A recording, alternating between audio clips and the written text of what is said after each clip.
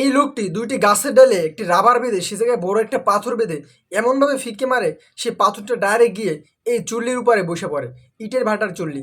এরপর দেখতেছি সেই ইটের ভাটাটা ফুলে যেতেছে আর সে বলতেছে, হা হা আমি এখন সাকসেস, আমি এখন তার সব সম্পত্তি নষ্ট করে দেব মালিকের।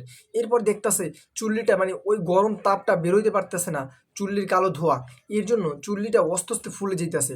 আর এই যে একটা কর্মচারী কাজ করতেছিল, সে যখনই ওই জায়গায় কাজ করতেছে সে হঠাৎ করে তার চোখ পড়ে সে চুল্লির উপরে, দেখতেছে চুল্লিটা কেন জানি ফুলে উঠতেছে। সে বলতেছে, আরে আল্লাহ এটা কি হচ্ছে, আর চুল্লির উপরে বা পাথরটা আসলো কীভাবে, অত উপরে কে পাথরটা রাখলো। এখন সে তো কিছু বুঝতে পারতেছে না, আর সে বলতেছে, আরে আল্লাহ কি হবে, এটা যদি এখন না থামানো যায় তাহলে তো মালিকের অনেক বড় সর্বনাশ হয়ে যাবে, যাই আমি তাড়াতাড়ি আগে মালিককে খবর দিই, মালিক দেখি কিছু একটা করতে পারি কিনা।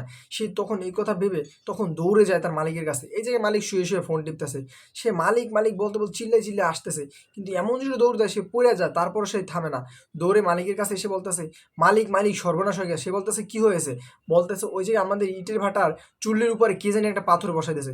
সে বলতেছে তুই কি পাগল হয়েছো, সে বলে যে হে মালিক সত্যি, বিশ্বাস না হলে আপনি গিয়ে দেখেন, দেখুন সেই চুল্লিটা এখন ফুলে উঠতেছে, মনে হয় যেন ফেটে যাবে, এটা যদি ফেটে যায় এলাকাবাসী কিন্তু অনেক ক্ষতি হবে, আর চুল্লিটার জন্য আপনার অনেক টাকা লস হয়ে যাবে। সে বলতেছে আমি কিন্তু বিশ্বাস করি না। সে বলে মালিক আমাকে বিশ্বাস করে একটা বার যাই দেখেন। এবার সে তার মালিককে নিয়ে দৌড়ে সে জায়গায়